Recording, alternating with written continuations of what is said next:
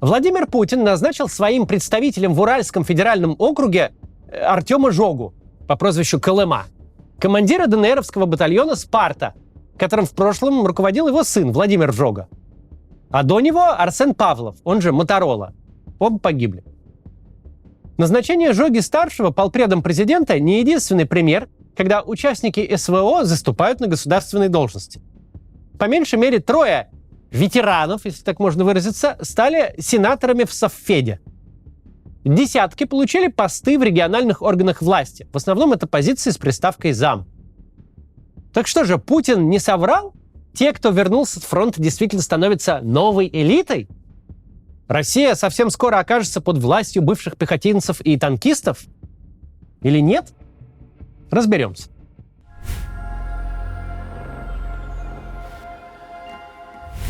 Прежде всего, проговорим очевидную истину. Воюющая в Украине российская армия остро нуждается в новых рекрутах. Совсем недавно мы говорили, что единовременная выплата за подписание контракта превысила 2 миллиона рублей, а теперь Белгородская область первой преодолела планку в 3 миллиона.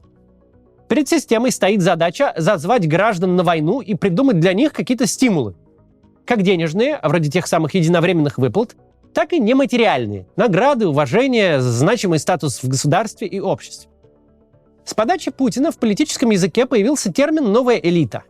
Его подхватили самые разные спикеры, от главы Калмыкии Бату Хасикова до Никиты Михалкова. Запуская в обиход понятие «новая элита», Путин решил 2 задачи. Во-первых, в очередной раз провернул старый фокус. Как бы отделил себя от старых элит.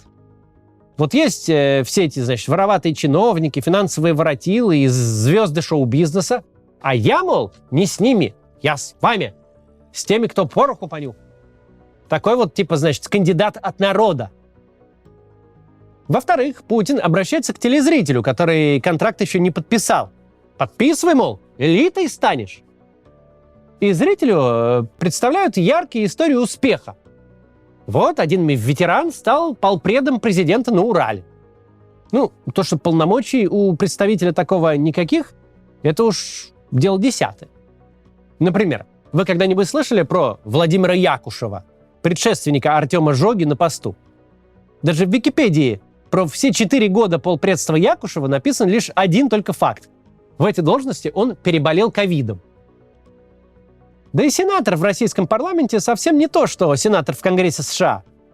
В нашей стране это аналог почетной пенсии. Что же говорить про муниципальных депутатов и замов в регионах? Для рекламы службы по контракту система вполне может позволить себе назначить десяток другой военных на должность начальника стакана и графина. Даже 100-другую может. В огромной стране с раздутым бюрократическим аппаратом это гомеопатические величины. В реальной же жизни на каждого военного, с которого власть стряхнула пылинки и кому дала должность, без реальной власти, конечно, но с окладом и личным кабинетом, а может даже и с водителем, на каждого такого счастливчика приходится десятки тысяч других военнослужащих. Тех, у кого из всех прав осталось лишь право погибнуть на фронте. А стоит тебе заявить о каких-то иных своих правах, тут же возникает Владимир Соловьев, который в свойственной ему манере объяснит, что ты никакая не элита, а трус, слюнтяй и ничтожество, который хочет уклониться от священного долга. Твои жена и мать, пишущие обращение в военную прокуратуру, чтобы тебя вызволить, не родственницы героев и элитариев, а полезные идиотки, значит, как говорит он, на службе у бандеровцев. Соловьев такой не один. Вот для разнообразия реплика другого Z-спикера, Дмитрия Гоблина-Пучкова. Внезапно начинают приходить письма в каких-то промышленных количествах, знаешь, там по 50, по 100 штук. Вот мой сын, муж, отец, он, значит, служит, мобилизован, а их не выводят с линии боевого соприкосновения. Не молчите, помогите, значит, вот надо как-то что-то делать. Ну, когда приходит одно письмо, это одно. А когда 100, вы кто, собственно говоря? Кто вас направляет? А вот так в интервью Стасу Васильеву Гоблин описывает свое общение с одной из матерей мобилизованных. Напомню, те, кого пригласили или насильно привели в военкомат для сверки документов, воюют уже 2 года. А потом пишет какая-то дама мне в ВКонтакте. Что, типа, вот, ну, то же самое, там, понимаешь, это слова только меняются в некоторых этих самых, а так то же самое. Я говорю, вы откуда? Бывает, иногда отвечаешь. Потому что на почту я не отвечаю, а ВКонтакте вот ответил. Вы откуда? Я вот просто мать. Кто вас направляет? Под чьим руководством? Я сама, я там ничего не делаю. Ну, вы либо врете, либо дура. Те военные, кто возвращается домой с настолько тяжелыми ранениями, с которыми их уже обратно в окоп не отправишь, такие люди тоже не получают никаких привилегий новой элиты.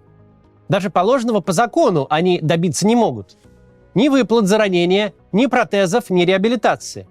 Заштопать в военном госпитале? Да, могут. Но вот поставить на ноги тех, кого можно, если не упускать драгоценное время, вернуть им зрение, слух, подвижность, в этом система не заинтересована. А зачем ей это, если боец больше не боеспособен? Пусть его семья теперь занимается своим инвалидом. Никакой новоиспеченный ветеран-сенатор такого положения дел не изменит. Может быть, он сможет помочь какому-то отдельно взятому боевому товарищу, но сделать что-то большее система ему просто не позволит. Он посажен на пост, чтобы светить улыбкой и наградами.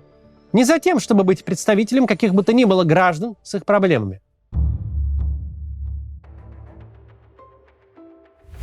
Слова о том, что участники путинской войны – это кандидаты в новую элиту, такая риторика напоминает очень историю прокремлевского движения «Наши». Во второй половине нулевых десяткам тысяч нашистов внушали, что для них членство в организации – это социальный лифт, который обязательно довезет их до вершин политической системы и солидных государственных должностей. Им тоже говорили «вы новая элита».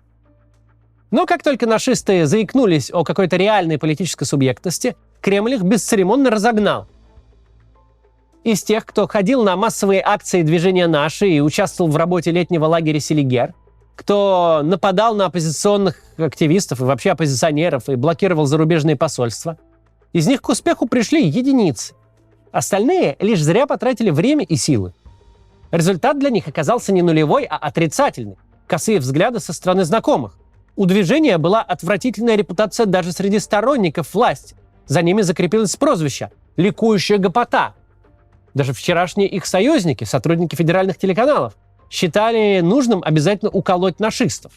Префектура Северного округа во главе с Олегом Митвалем сегодня взялась за выселение молодежного движения «Наши» из здания бывшего детского сада. У них там штаб и уже 10 лет. По документам на этой площадке должна быть песочница, но наши вместо того, чтобы забавляться с куличиками, увлеклись другими политическими играми. И не заметили, что срок аренды истек еще в июле. Детский сад в таком виде московские власти больше не устраивают.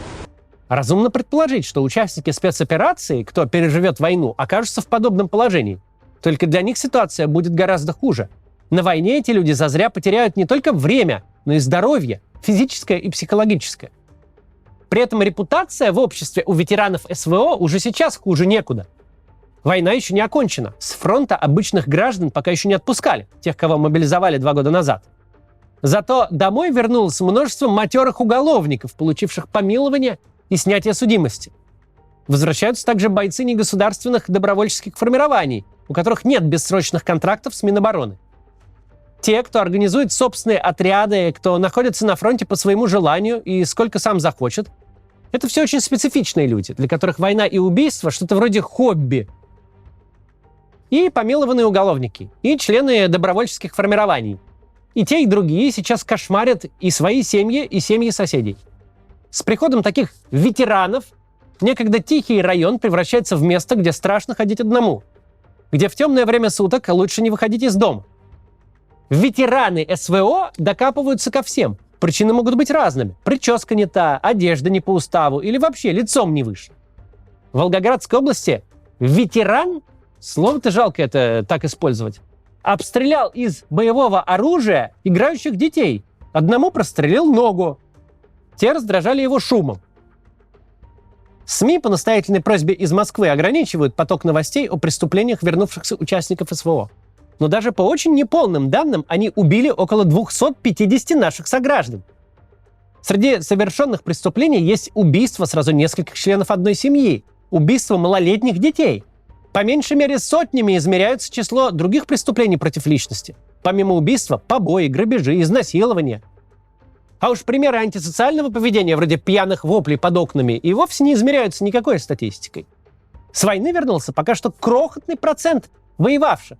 Но уже есть истории, как женщины наотрез отказываются ехать в одном купе со СВОшником. К тому моменту, когда домой вернется основная масса участников войны, в России уже окончательно сформируется паттерн. Ветеран СВО – это источник опасности, от которого следует держаться подальше. Что бы ни говорил телевизор, Россия им рада не будет. Да, кого-то угнали на фронт насилием и обманом. Мы на нашем канале отмечаем разницу между мобилизованными и теми, кто ушел воевать по собственной воле. Вероятно, после войны поведение у разных групп ветеранов будет разным. Одни спустя годы на фронте, может быть, все-таки смогут вернуться к любящей семье и привычной работе. Другим возвращаться не к чему. Но далеко не факт, что вся страна, насмотревшись на убийства, грабежи и изнасилования, будет разбираться, кто есть кто среди бывших СВОшников. Скорее всего, мы еще увидим объявление «Сдаю квартиру, кроме бывших военнослужащих». Такая же формулировка, возможно, появится и в анкетах на сайтах знакомств. Вероятно, многие работодатели введут негласное правило СВОшников не брать. И наверняка мы еще увидим в провинциях стихийные народные дружины, призванные защитить детей и женщин от ветеранов спецоперации. Проблема ли для России назначение каких-то отдельных участников войны на государственные должности?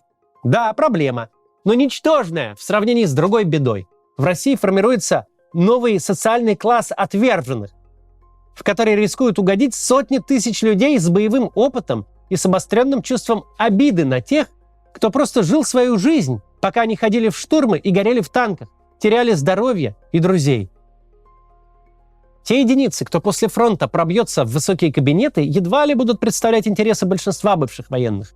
Ведь полноценное политическое представительство возможно лишь при демократическом устройстве государства. Путинская же система героя СВО запросто вышвырнет из кабинета, если тот возомнит, будто он взаправду голос ветеранского сообщества. Сценарий, при котором путинская система позволит участникам войны стать хоть сколь-нибудь значимыми политическими акторами, консолидироваться, обрести реальную власть, такой сценарий крайне маловероятен. Не то чтобы совсем невозможен. На примере ЧВК «Вагнер» и других частых вооруженных формирований мы увидели, что инстинкт самосохранения у системы срабатывает не всегда. Руководство способно на ошеломляющие глупости и регулярно их совершает.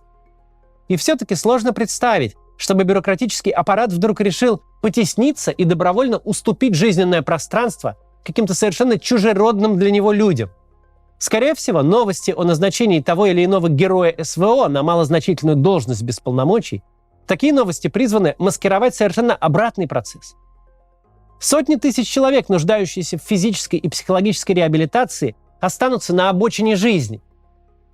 На словах система их чествует, а на деле не очень-то будет довольна их возвращением. Лучше бы, с точки зрения властей, все они приняли геройскую смерть где-нибудь под Покровском, чтобы чиновники имели дело не с проблемами граждан, а с аккуратными обелисками, мемориальными досками и аллеями славы, которые открывать под телекамеры легко и приятно. Вернулось нас действительно мало. Многие из нас являются инвалидами и не могут получить нормальную военную пенсию, оформить военную инвалидность. Получается, как будто бы он с лестницы упал. Человеку ноги оторвало или руку, а он, получается, гражданский инвалид. Мы столкнулись с откровенным хамством кабинетных начальников и чиновников, которые смотрят на нас, как на дождевых червей. Общество тоже не встретит СВОшников, как встречали фронтовиков в 45-м. У кого до войны были крепкие семейные и дружественные связи, тех, возможно, примут семьи и друзья. Это относится к мобилизованным, которых армия вырвала из нормальной жизни, опять же. А вот у кого и до войны жизнь была далека от нормальности, эти люди рискуют моментально стать объектами резкой неприязни для всего своего окружения и общества в целом. Ситуацию, когда в стране возникнет целый класс отверженных, изживать придется десятилетиями. И парадокс в том, что именно те, кто воевал за Путина, должны быть заинтересованы в изменении политического строя, в приходе либералов. Кстати, недавно вышло очередное обращение раненых солдат, которых кинули с выплатами и отказываются лечить. Ролик записан в стиле челобитный Путину, но примечательно в нем то, что в начале видео военнослужащие ссылаются на Конституцию Российской Федерации. Прям как, опять же, либералы. Здравствуйте, уважаемый Владимир Владимирович. Используя свое конституционное право в соответствии со статьей 33 Конституции РФ, Здоровая демократическая система будет вынуждена прислушиваться к запросам и требованиям граждан, хочет она этого или нет. Ей придется заниматься ветеранами прошлых войн, лечением и интеграцией в социум. И я считаю, что в постпутинской России должен установиться принцип: для участников СВО никаких почестей, но никаких унижений. Сейчас принцип действует обратный. Максимум почестей и максимум унижений. Вернувшиеся с войны испытывают диссонанс, на словах их чествуют, а на деле относятся как к отбросам. Назначение некоторых ветеранов СВО на символические должности при скотском отношении ко всем остальным лишь усиливает этот диссонанс. Ситуация взрывоопасная. Это уже не мина, это термоядерная бомба, заложенная под Россию. Ее необходимо будет обезвреживать. С одной стороны, нужно будет исключить всякий флер героизма и патриотизма вокруг факта участия в нападении на Украину. Ничего героического и патриотического в этом нет.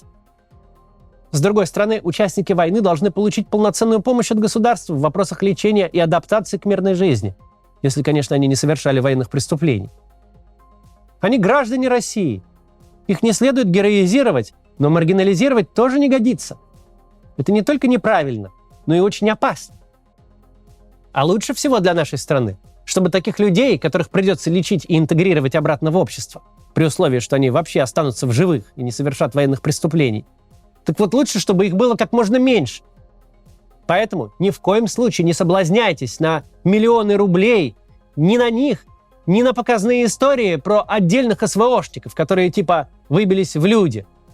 С вероятностью близкой к 100% персонально для вас война станет лифтом, который идет только вниз. Даже если вы и выживете, и останетесь не инвалидом, после войны понадобится много времени и сверхусилия, чтобы вы просто вернулись к тому жизненному уровню, который был у вас до подписания контракта. Так что обходите военкомат за версту. Не портите жизнь ни себе, ни своей семье, ни окружающим. До завтра.